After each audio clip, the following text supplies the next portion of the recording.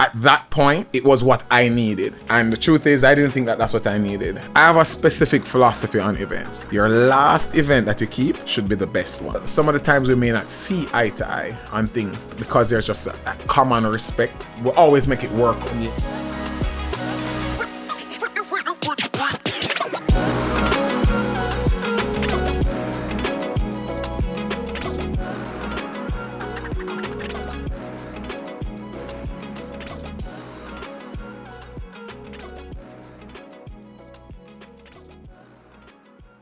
What's going on, everybody? Welcome back to another episode of the Sky Lounge. I'm your host, Timmy Sky, and listen, I'm excited for today's episode. On the Sky Lounge today is a Mughal in everything entertainment. He's a restaurateur, he's an entrepreneur, innovation. Yo, he's changing the game in everything that he touches. My guest today is PJ Wright. Make some noise for PJ.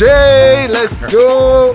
What's going on, PJ? How you doing, bro? Yeah, you need to go work for the NBA with the intros. Yeah, the man. Bro, I mean, before we even jump in, I just want to honor you publicly. I want everybody to know, bro. Respect. I've seen you from afar and I've been inspired. My first memory of you goes all the way back to my time at UWI. I was in UWI Marketing Association. Big up UMA, biggest club on campus, and the man forward had an activation there. And bro, you've been inspiring me from a jump from afar, and it's a privilege to now call you a friend, to see you up close, and I'm even more inspired, more motivated just to know you, bro. Keep doing what you're doing, dude. Respect, and the feeling is absolutely mutual.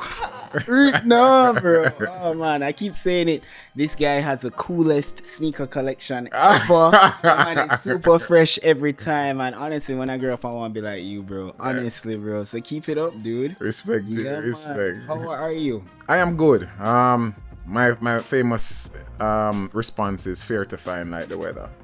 Fine like the weather. Yeah, man. So I'm happy. Wicked. Sun is shining and we're blessed. Yeah, man. How you enjoying this sweater weather right now, bro? It's like, You know what it is, and I'm teddy bear style, so this is good for me. Yes. Yeah, it's definitely good for me. As in, go. wifey loves it even more. Yeah, man. She get a reason to cuddle without getting the elbow. So I love it, bro. I love it. Awesome. Yo, so the Sky Lounge is really a space for avid learners, people that want to grow, people that want to just develop and learn, lifelong learners. I consider myself a lifelong learner. Best And way. today's episode is again just featuring that. So we are talking all things PJ Wright today. And in true fashion, I'd love to kind of go back to the beginning. So before we even hear the story, I'm just curious, bro, what high school you went to? So I went to two high schools. I went to St. George's. Big up and, George's. Then I went up to Hillel. Okay. And the switch was not for the usual. Yeah, I did give trouble, but I think it was more around the line that my parents saw that I was heading down a road that they didn't want me to head down. Okay. I wasn't tapping into my full potential. Wicked. So it was more a need for a smaller school.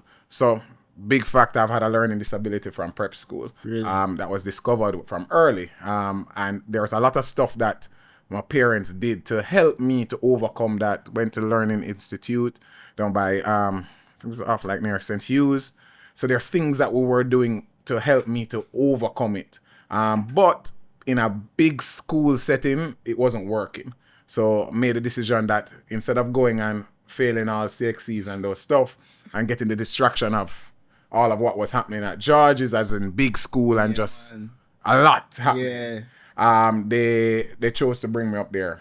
I think that was game changer. Well, life changer for me. Really? Because as in just the total attention changed that. I didn't have the opportunity to idle. And then out of it, I got that big difference between seeing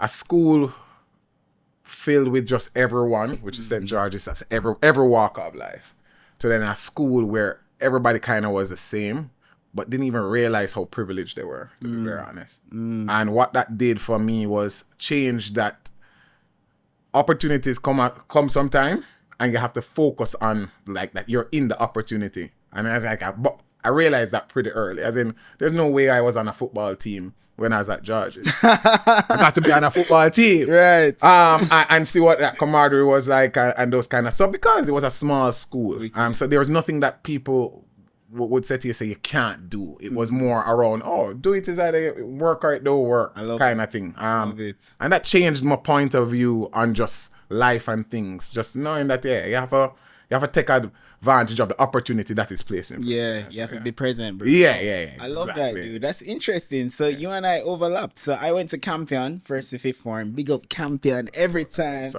Wait, so you say the whole thing. I don't appreciate that. But then I went to Hillel for sixth form, actually.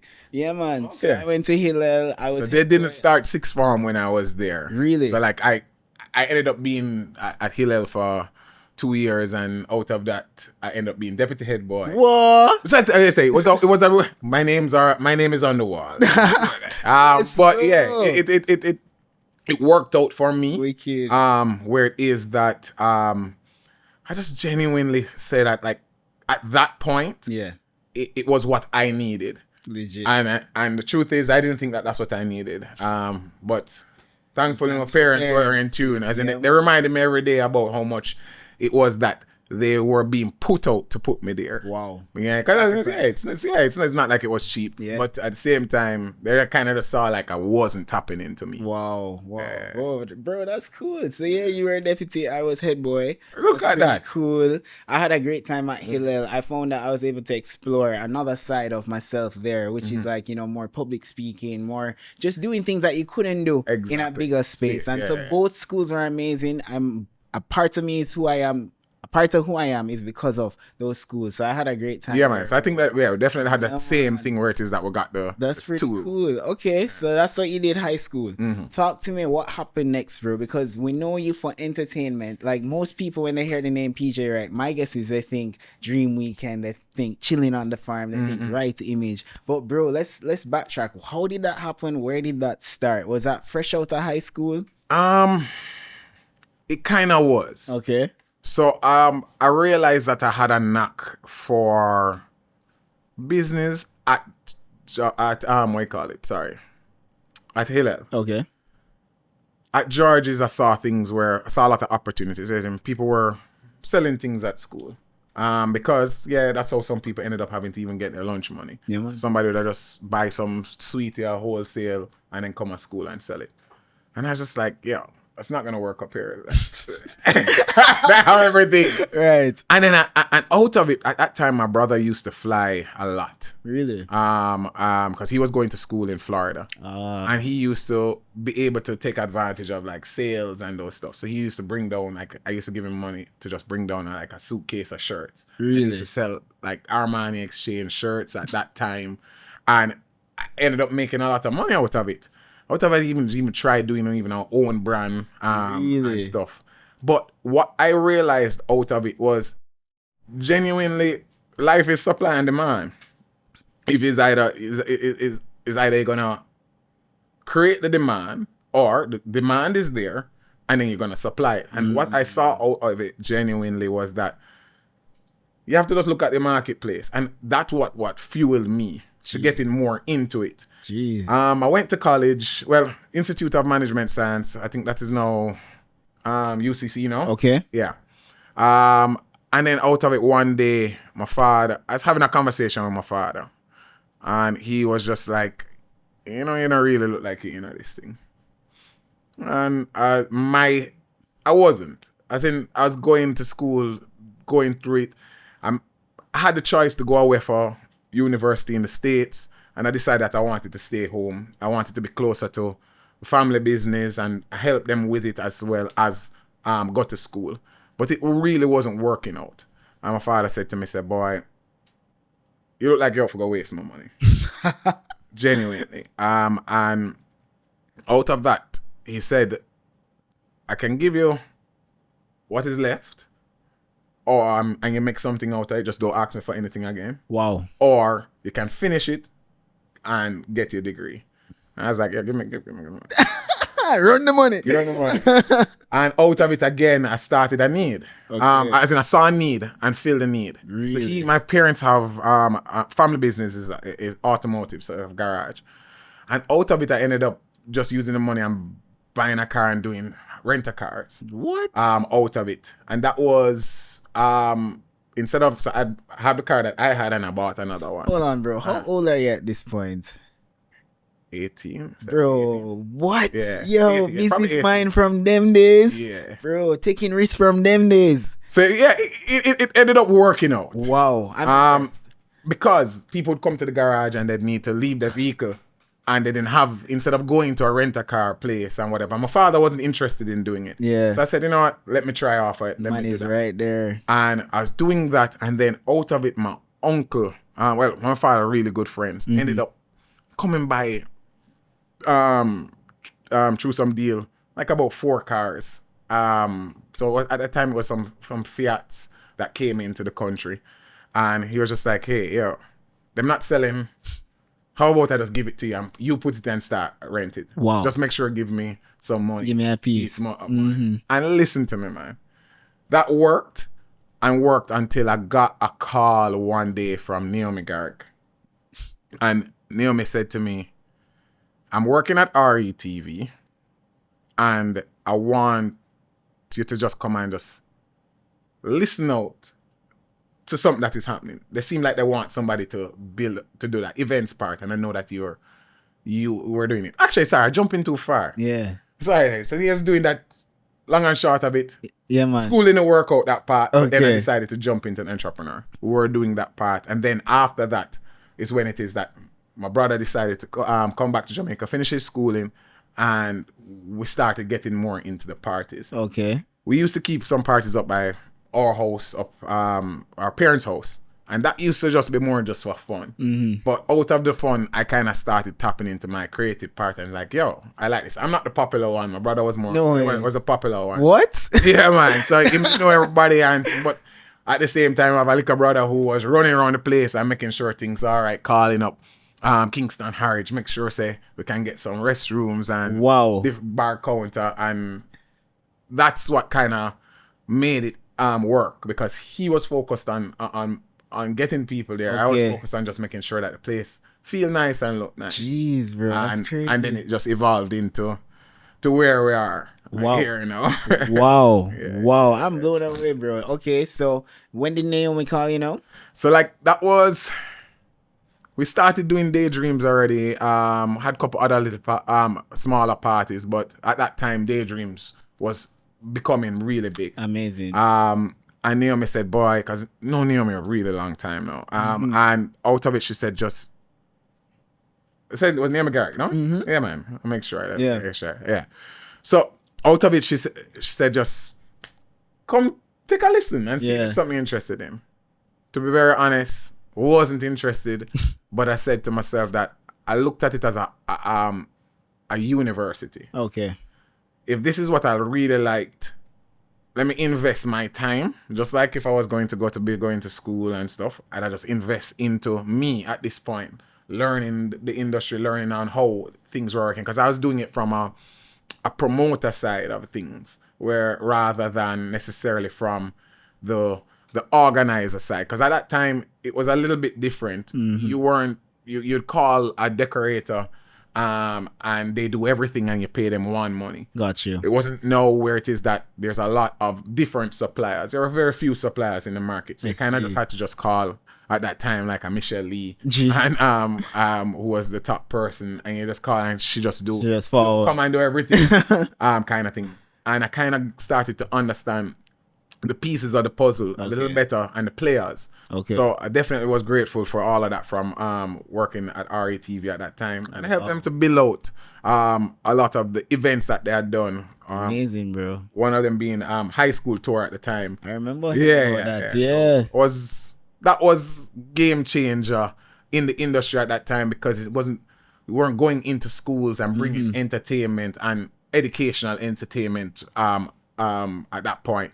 And I felt like what it did was it cemented my love for it, because it wasn't easy. It was something that we did every week, and it was very pop-up, but at the same time it had to be on point, because I said these artists not giving a lot of time. They said, boy, we're gonna give it 3 hours out of the day. We have to make sure we make the best out of it, and also it being videoed. So therefore, I had to make sure that everything runs seamless and on point. You have no double take to be done because there was a show that was being produced out of it as well. Wow, bro, and stuff. That's so cool. I'm impressed. So you actually had a 9 to 5 at one point as well. Yeah, man. Jeez. Yeah, man. So it's not just entrepreneurship straight. No, man. As in that was my 9 to 5. As in I think it was about 5 years. What? I did. Yeah, man. No way. Yeah, man. People see the glory. I didn't even know. It was good. It was good to know. And I said it was when I said 9 to 5, that wasn't even a 9 to 5. That was probably about 11 to 11. Jeez. Right around the clock. Yeah. So we're working on it and we're loving what we were doing. And I said at that time working with Kimani Robinson, who was I think CEO at that time, owner, was good. Yeah. It was genuinely good. My RE time I think it was the most important time for me. Really? It was my learning a lot of what to do and a lot of what not to do. Interesting. So there's a lot of good, there's a lot of bad. Out of it, going through there, that's actually where we even got to our dream weekend happening, because as in out of that, I was working on ATI as part of one of the promoters. Wow. And it kind of evolved at that point where it was that you had a lot of different riffs within the entertainment, and we saw opportunities put together ultimately a dream team. Jeez. It was as Matthew Samud at the time was working with RE Promotions for a club that we had called Pure Plush. Wow. And Matthew and I had a conversation, and we're out of the conversation. It was just like, yo, you having the same problem that my friends, me and my friends having, who are doing events down in Negrilla as well. And we said, you know what, let's just have a meeting and let's see what come out of the meeting. Let's just knock heads, and out of it, genuinely out of that meeting has evolved what after 15 years is Dream Weekend. Jeez. Yeah. As in sometimes, as in the reality is this is nice. It's just that I've just opened up a mouth. Yeah. Let's have a conversation. Yeah. I learned that what I said, the problem to the right ear is a solution. Yes. So out of that, sometimes I know we are very afraid to sometimes like, yo, talk about stuff that's happening in your life and something that somebody might deem as negative. But the reality is that if it's the right person, you say it. It might be just your solution. Correct. And it's something that I've felt very comfortable with. I wasn't comfortable at first. Yeah. But right, as you grow and you realize that we're all having the same or similar problem. Yeah. It's just sometimes we just need to just talk. Conversation. And out of it, we spoke and we have developed this mega brand with Dream Entertainment, and out of that has been Exodus, and Jeez. I know what I am the CEO of, which is Dream Solutions, which is more the execution arm of it. Wow. Yeah. Bro, that's mind-blowing again, because I was about to ask you, how did Dream happen? Because I was wondering, it's like an application thing. Application. I'm giving you the shortest, most concise version of it. Bro. But yeah, it was genuinely out of, again, a need. Yeah. All of us wanted a little bit of a difference. We wanted a little bit more stake in what we were doing. And also we believe that there was more that could be done on the customer experience part of things. And with that, we saw the vision and made it happen. Very cool, bro. And now over 15 years. 15. This year we're celebrating 15 years down in the grill. Wow. Yeah. Wow. Yeah. Wow. And that's... Well, it's actually more, I think it's one, because we didn't have one. Yeah, pandemic one of the years, bro. Yeah, amazing. That's pretty cool. Did you guys see it being what it is today from the start? Not what it is. Okay, but we saw the vision of that the industry needed to change. As in, we saw that it needed not to be a hustle. Yeah, it needed to be something that people are working on 9 to 5. Wow, kind of thing, rather than it's okay. We have an event coming up in 3 months. Let's start working on it. And I think that's what Dream success has been. You have persons like our current managing director, Scott Dunn, who is 9 to 5 in the business. That's what he does every day. And because of things like that, some of the things that we would have missed and some of the opportunities that we would have missed, not missing them. Not missing. Everything we're catching. Jeez. So those are the benefits that we have. So when we speak about if we saw it coming to this, no clue that we would be where we are. As in a lot of different things have happened over the time, good and bad. But out of it, we have seen more good, and then also out of it, what we have won out on is the fact that anytime that there was a good that came up, somebody was there to give it the attention that it needs to turn it into the full idea. Yo, crazy, bro, crazy. Goosebumps just thinking about it. I've always looked up and been like, yo, this is so cool what they're doing. I'm curious, bro, because this is something I've been like studying and been interested in from afar. What would you say is the recipe? And I don't want you to give away a secret sauce per se, but I'm just curious, right? Because the entertainment scene in Jamaica is amazing. It's really cool. Nothing like a good party, right? Yeah. But some party shutteth and some party floppeth, bro. And the truth is, I've seen you just have that magic touch in everything you guys do, your personal events, Dream Weekend events. And I'm just curious, bro, what is the recipe for success? What's the formula for making a good party a good party? Because like I look at it from like a quote unquote bird's eye view, and it's like the concept in my head is really music, people, food, right? Yeah. But talk to me about that. What makes it work? So you have it right. It's music, people, food, drink, environment, everything. But then the structure is the value part is what you have to change. You have to put the people first. So once you put the people first, then everything else comes after. You'll then design the food based on the people. You design the venue based on the people. You'll get the sponsors based on the people. And what we have found is that we have been people-centric. We have been focused around our consumers. Reality is that we are in a consumer-based business. And if it is that our consumers don't see us as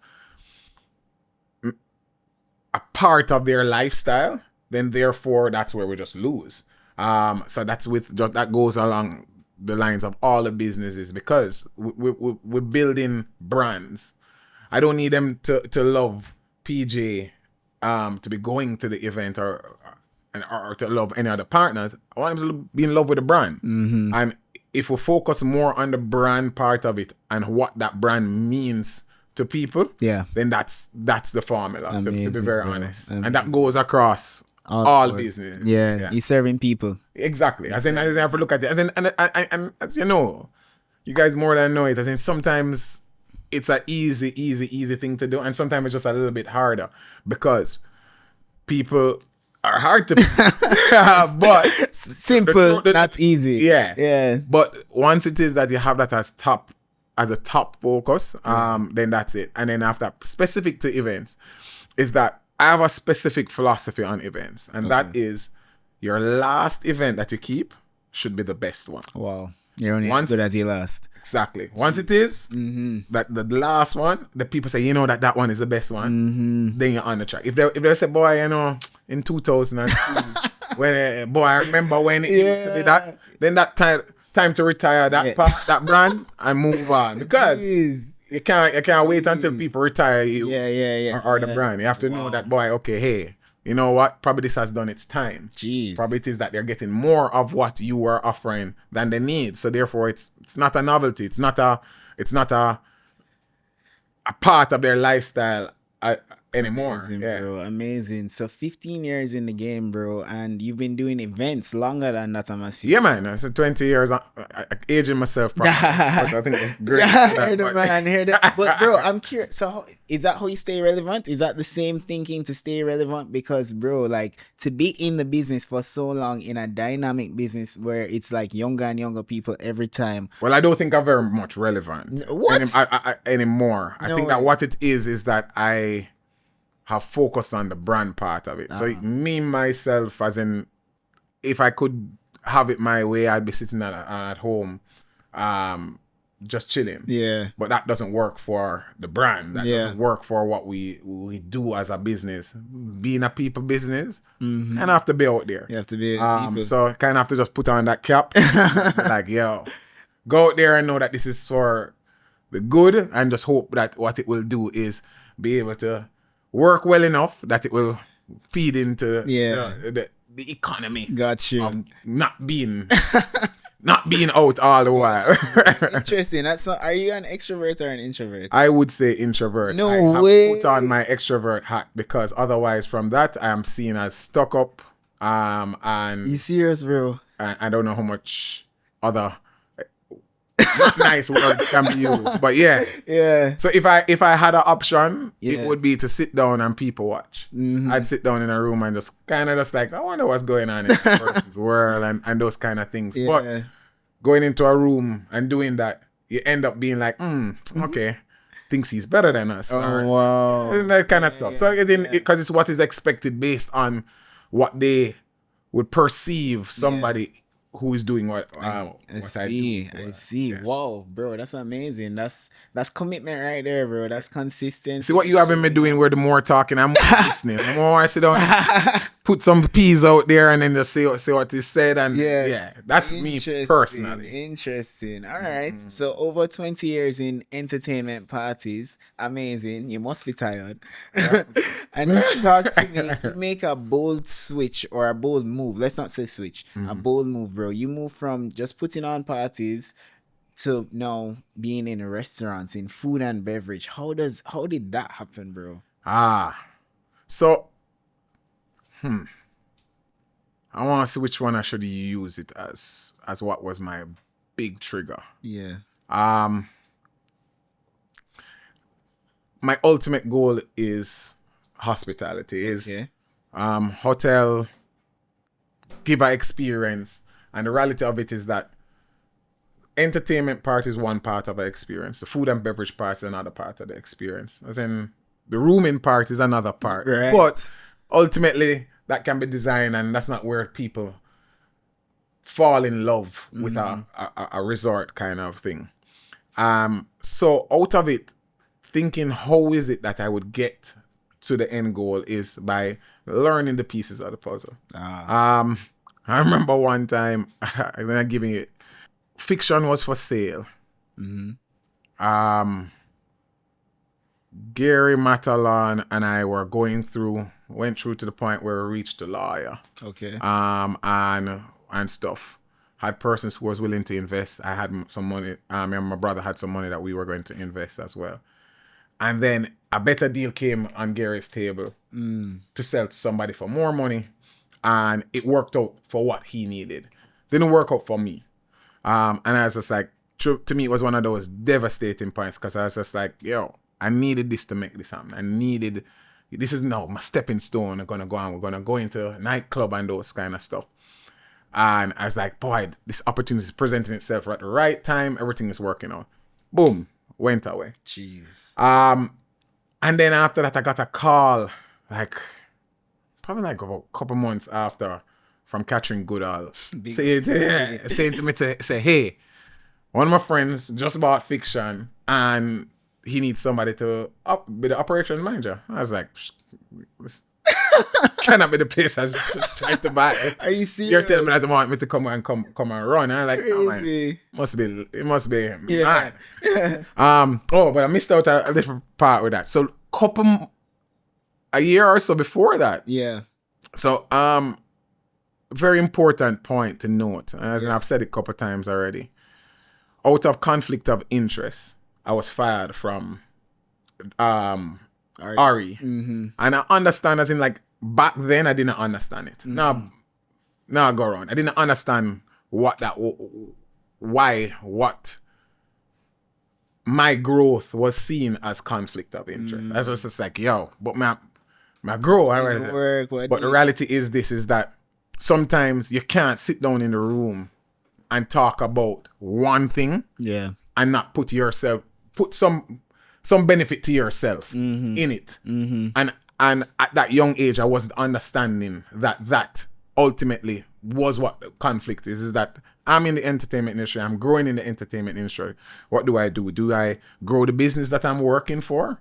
Or do I grow what I believe my future self needs? So now I know that. As in, at that point, and for several years, I was like, yo, I hate everybody. I know how this to reach me and those kind of things. But what it did for me was it made me say one thing to myself, which is that I never gonna work for nobody again. Wow. And that wasn't out of any negative. It was just that I'm not gonna make anybody tell me to come out of them place. Yeah.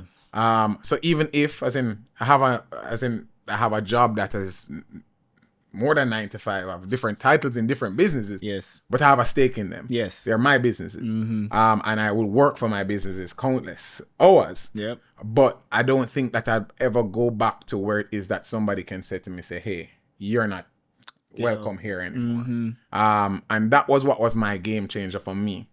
And I was just like, boy, so having that in my head. Yeah. Constantly. And I was just like, I'm Catherine here saying to me about, no, you must take this job. And I said to myself, I said, boy, what is it that is being presented in front of me? Is this an opportunity? And I looked, and when I went deeper into it, I realized, yeah, this is an opportunity for me to be paid to learn the nightclub business, to see if it is that I wanted to do it or don't want to do it. Wow. And I, at the time, didn't realize that was what it was.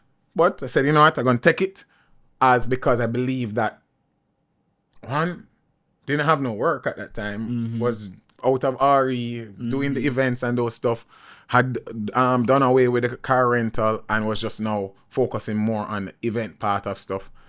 And I said, you know, might take a little bit step back, but it's almost like a step back to step forward. Yeah. Wholly. Yeah. It was hard. It was definitely hard to see something that you felt like was supposed to be for you, but you're here helping somebody else. But it's what I needed to do. Wow. I know that the nightclub business is not necessarily for me. It's unforgiving. It is very much based off of the part of entertainment that I don't necessarily love, which is the hype part of it. As in, I like the creativity part of it. I like seeing something come from nothing, build up, and you say, boy, I remember how this has grown into this mega brand. And for me, it had worked out that I did my time there, and then I eventually I left from that. But that was my learning. And all of those pieces are what have made me come to food and beverage. Wow. Food and beverage, I get to do the creativity. It's one of the hardest industries, you guys. Yes, sir. More than know that. I'm jumping deeper into it. Yeah, wait, sticking the foot in the water. Yeah, man. Yeah. No, man. 2 feet are fully in. We're about to chuck off. Yeah. Legit, yeah. And so it's very hard. And I said to myself that if I can make my name in this, and people can see that I have multiple brands that aren't cannibalizing themselves, ultimately what that will do is make me very marketable. And when I say marketable, I mean marketable to consumers, as in like they want to be a part of something that they feel associates with them and connects with them. Yes, sir. And then also, as in, the reality is this: we're in the world of investment now. We understand it's not about how much money you have in your specific pocket, but how much money you have in your community that you can pool up to make sure that you can create these stuff. I'm good at creating. There are people who are good at finance. There are people who are good at business management.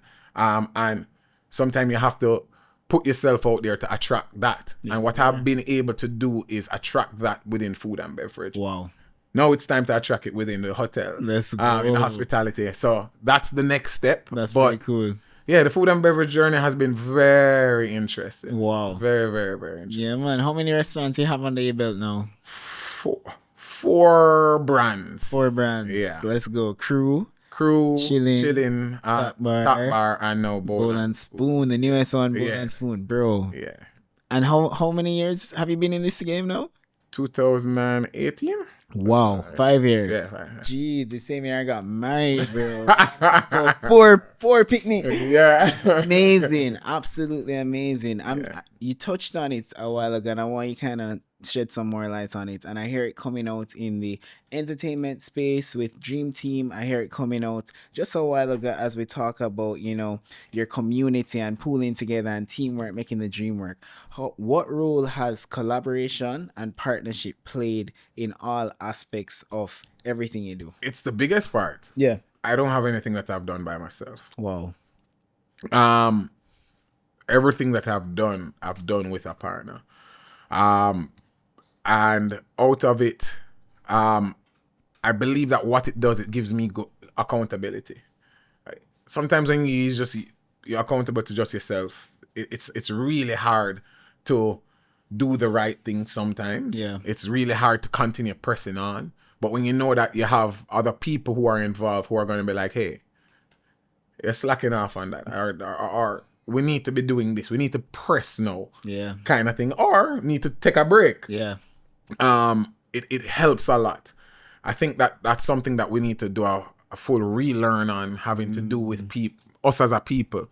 It's not the whole hog business. The whole hog business, those days done. Majority of the Fortune 500 companies out there, when you think about, when you go and you check behind it, they have investors. They have persons who, even if they're not full investors, they're persons who are vested in the business. Who can help the CEO or the managing director to be accountable. And I think that that's the part that a lot of times we end up saying, boy, I don't want to tell nobody my thing, or I don't want to bring nobody into my thing. You have to be okay with some things failing. And that being said, I've done stuff that has failed. I'm curious. I'm supposed to ask you about that. Yeah, man, there are things that I've done that haven't worked out. As in, I used to beat myself during the pandemic. I had a company called Get It Couriers. Okay. Which was a full courier service, online, everything going. It had its own app. All of these things, nice, pretty bikes and cool and looking, but it was before its time. Right. And the need wasn't there as big. I was selling it to people, letting people know that, hey, it's just like how you guys outsource your security. you don't have a security. You go and call guardsman and say, hey, I want some security. Right. Your courier service needs should be done that same way. So I was selling it. But it wasn't the time for it. Timing. The reality is that now, during the pandemic, we realized that was one of the most lucrative businesses because it made convenience. It was a need. Yeah. I was just like, boy. And I said, boy, well, let's say win some, you lose some. Yeah. And stuff like Amazing. that. But that was just before its time. Yeah. And also sometimes you have to realize that some things are not for you. Some partnerships is not for you. You're going to start it and you're going to realize that, okay, hey, I thought that going down this road is what I needed or what I wanted. And you kind of just said like, okay, no, I learned what I need to learn from it. It's time to move on. Amazing, bro. How do you go about choosing who you partner with? Boy, it's really hard, to be very honest. But my process with it is really around who you want to hitch your wagon to, based on the project. Yeah. Do you believe that this person is here for the short run, long run? And then after that, as in, if it's for the short run, you put in a business partnership that is for the short run. Okay.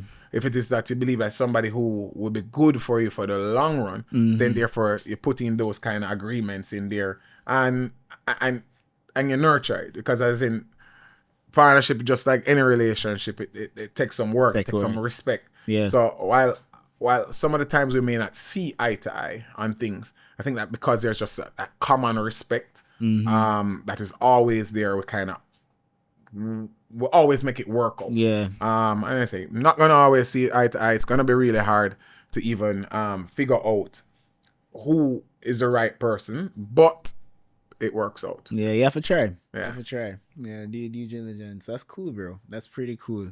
Pretty cool. I'm curious, as we start wrapping up, any else in the party space? You ever put on a party with flop or never work out the way you wanted it to go? Or has every party been a hit? I think that all of them have worked what they needed to be. Okay. Financially, several of them went enough. Several of them. Really? As in proper loss. As in Really? at one point we were losing more than we were earning. Wow. We're gaining off of it. But out of it, as in I don't look at those lessons, the L's as losses. It's learning. Let's go. So out of it, there's always something that we got out of it. Amazing, Like, hey, bro. okay, now we know we can't be complacent on this. Or now we know we need to manage this part of the budget more. Better. Because if not, then that's it. As in, just from you continuing, it's gonna always be the learning out of it. Yeah, man. Okay. Cool. Bro, talk to me, because people hear this and probably be like, yo, entrepreneurship, that's the way to go. I'm going to do it. How you feel about that thought? Is everyone supposed to be an entrepreneur, or some people supposed to be, No, you know? I don't believe so at all. As in, I don't believe it is in everybody. Okay. And out of it, people need to understand about entrepreneurship. Entrepreneurship is about straight up being being a leader. It is not, entrepreneurship is not about that you have this great idea and those kind of things. Majority of people who have that great idea, they end up crushing it because they hold it so tight. You get me? Wow. If you know that you want to grow it, the only way to do it is to let go and put more people into it. Yeah. And you're going to know that once you put more people into it, it's not going to go exactly how you want it. Wow. And you have to be able to let go off of that part of it. And if you look at entrepreneurship as leadership, then you can realize that not everybody can be a leader. True. That's really good. And saying the reason why I have been successful on my entrepreneur journey is I have had the blessing of having good people, good partners, and good staff, team members. I hold them on a different level, where it is that I know that they may think that a lot of times I'm hard on them, but it's really more around how to get to that end goal of making them understand what makes me tick. Yeah. And that way ultimately they can see it as, okay, I wonder what, okay, I know what PJ would do in this scenario. So that it is not a situation where they're calling me about. Right. Because some things you're able to put into procedures and processes, but some things are just genuinely judgment calls. Yeah. Within food and beverage, a lot of the times that's what it is. It is that, hey, this is not working the way how it should. What do we do at this point? Yes, sir. Not just okay, this is what was supposed to happen. Yeah. Where did it get messed up on the process? So that being said, as in very, very, very, very important. If you decide that you want to be an entrepreneur, figure out if you're a leader first. Otherwise, from that, what you're going to be is a slave to your business. Wow. You're going to be not 9 to 5. You're going to be Forever. You ain't going to have no vacations. You're not going to be able to come and do no interview with Timmy. No fresh cake. No, it's just, you're going to just know that that's what you're going to have to be living in it. Forever. And I think a lot of people miss that part. Wow, that's really good, bro. That's deep. That's profound. I never thought about it like that. And that's one of the things I love talking about, leadership. I didn't see that connection before you pointed it out, that entrepreneurship and leadership are really so connected, bro. Yeah, man. And we need people. We need people to. And that's it. You have to find a way to motivate them, find what works for them. Not everybody is motivated by the dollar. Some people are motivated by the opportunity to create. Yeah. Some people are motivated by what they believe will be the growth for them. And just learning. Yeah. You have to see what those people get motivated. Yeah. Your people get motivated. You have to know your people, bro. Yeah. That's really good. Really good. Final question for you as we wrap up. I'm curious, any advice for people like myself, budding in business, people who have ideas, maybe want to, them see what Dream Weekend has done and they want to be the new Dream Weekend, or, the new party, the IT party. They want to change the game or leave their mark like you guys have left your mark in all the spaces and places that you've been. Any advice to them? Start by doing a business plan. Business plan. You see, the business plan, I think it's overrated. It's underrated. Woo! Underrated on what it does. What it does is make you sit down and answer all of your own questions. That's good. And once you know your answers, then you're sticking to it. You're not, because when you're in business, what's gonna happen is everybody's opinion is gonna be coming your way. Oh, yo, you know you really should be doing this and whatever it is. And say, yeah, but I already thought about it. That's not gonna work. As in, so if you are not sure in it with a business plan, and I said business plan don't mean it needs to be a 20-page document. No. It needs to be something that is concise on what it is that the idea is and what the goals, what is the mission for the business, and what it is that will deem it that it is unsuccessful and successful. Yeah.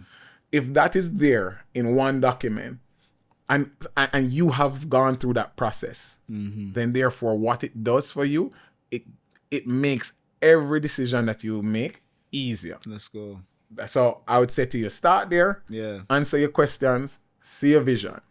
Love that, bro. Love that. Yo, we got a mouthful today. I was so inspired. I've learned a lot. I'm going to go back and watch this and take notes. One big up PJ Wright in the building. Bro, if people want to ask you questions, follow-up questions, reach out to you. How can they find you?